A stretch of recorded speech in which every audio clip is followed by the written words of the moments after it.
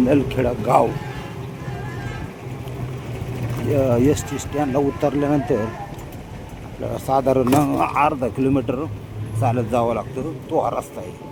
पेठा मिळतोय आग्र्याचा. इथं सफरचंद केळी डझनवर मागू नका, किलोवर मिळतात. हां, साधारण 30 रुपये किलो आहे. 25 रुपये 30 रुपये किलो. 30 रुपये किलो सांगतात, 30 रुपये किलोने देतात. किलोवर घ्यायची.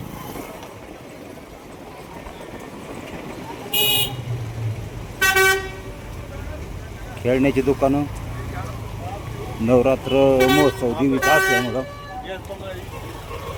बेकरी पदार्थ, केळीचे चिप्स, अशी पिवळ्या कलरची चुनरी, नारळ पूजा साहित्यामध्ये घेतली तर फार उत्तम.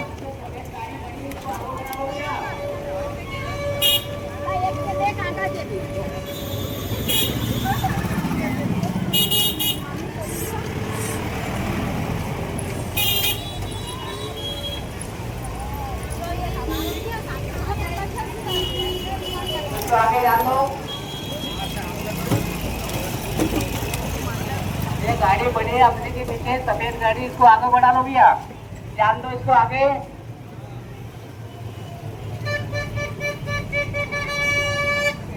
जान दो आगे, जान दो गाड़ी, ये गाड़ी आगे बढ़े, सफेद गाड़ी बड़ी है.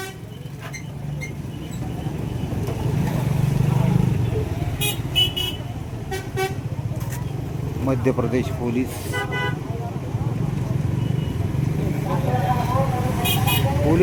इथं अजिबात स्टंट नाही. आपल्याकडं कॉन्स्टेबल असलं तरी दाबात शिव्या घालतो, असा रोबाबात राहतो. इथं ह्यांच्या चट्या खाली गळत्यात. म्हणजे त्यांना असं राहणीमान व्यवस्थित नाही पोलिसात. म्हणजे आपल्याकडं 500 देतात, जाऊन द्या साहेब. तर इथं यांना 50 सुद्धा देणार नाही, अशी परिस्थिती आहे पोलिसांची. आणि ते बिचारे मागत नाही. शांत पोलीस, चांगले पोलीस, मध्य प्रदेश पोलीस. आता इथून आपल्याला खाली जावं लागेल. अन्नदानासाठी तांदूळ, साखर आणि मीठ हे घेतल्यामुळं आपल्याला डायरेक्ट आता एंट्री मंदिरापर्यंत. मध्ये कोण थांबत नसतं आपल्याला.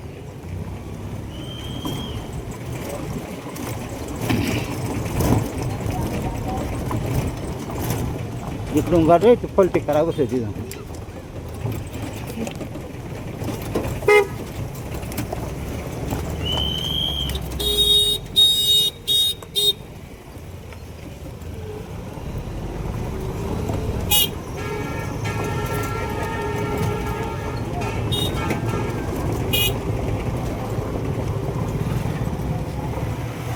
कारची लाईन बघतात. अशा 3 ते 4 जागी नुसतं स्टोअर केलेले आहेत. तर लोकांचं बऱ्याच जणांचं परिस्थिती फार नाजूक आहे, गरीब आहे. श्रीमंत आहेत तेच दिवले येतात गाड्या घेऊन 10-10 हजार रुपयाचं हवन करतात, 5,000चं हवन करतात. असा विषय आहे. दुनिया पैसेवालों की.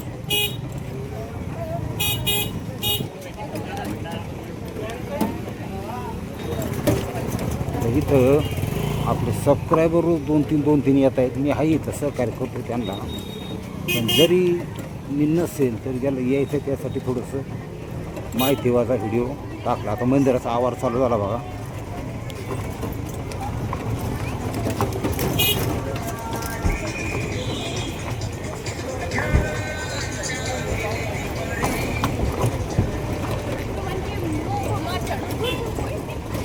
सगळे VIP मंत्री, आपल्याकडचे काही मंत्री आणि काही आमदार हे सुद्धा इथे येतात. रात्रीची हवन करून जातात. ही श्री पितांबरा सेवा समिती भंडारा चालतो, म्हणजे अन्नदान होतं.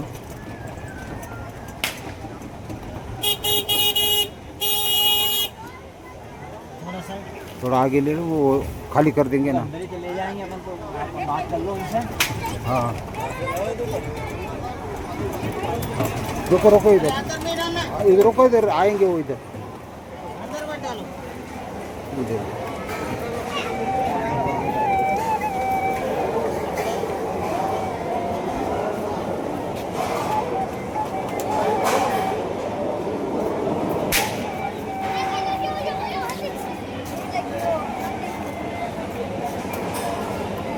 एक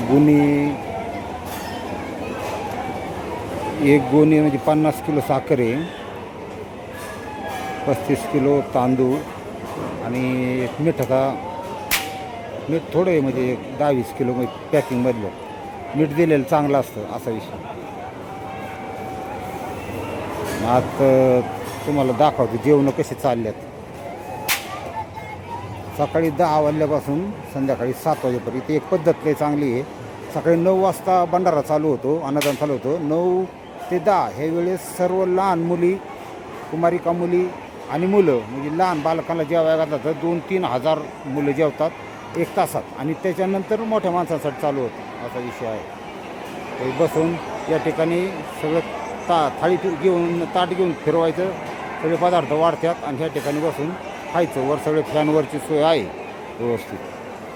आणि संध्याकाळी 10 वाजता हे सगळं चकाचक करून या ठिकाणी 500-1000 लोक झोपू शकतात आरामात फ्रीमध्ये.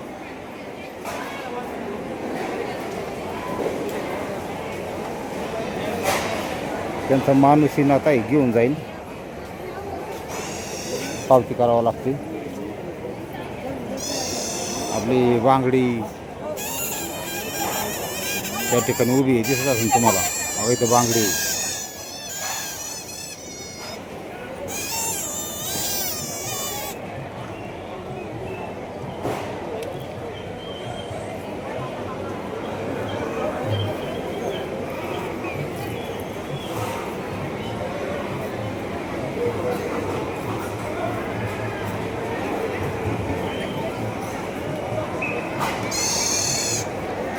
अजून एक माहिती देतो. आरो फिल्टरचं पाणी इथं फ्रीमध्ये आहे. त्याच्यानंतर 1 रुपया न घेता या ठिकाणी शौचालयाची सोय आहे, पहिले पाण्याची सोय आहे. आणि ही पलीकडे झाड दिसतो, याच्या खाली 10 ते 11 नळ आहेत, तिथं आंघोळीची सोय आहे. कपडे धुवायचे असेल तर खाली नदी गाठे, तर कपडे पण धुवू शकता. ती बॅरिकेड लावले, त्याच्या वाळायला टाकू शकता. असं सगळं आहे विषय. आणि मंदिर हे जे शेड याच्या पाठीमागं मंदिर आहे आतमध्ये. आता हे आपण दिलेलं अन्न सामुग्री यांच्या ट्रॉलीत घालून नेतात.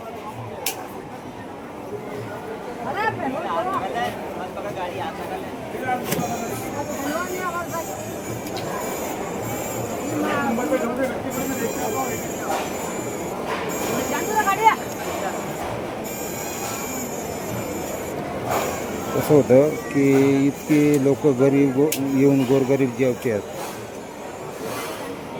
तर त्यांना आम्ही इथं 9-10 दिवस जेवणारे 2 टाईम जेवतोय. एक आपलं फुल नाही फुलाची पाकळी म्हणून आपलं काहीतरी असावं.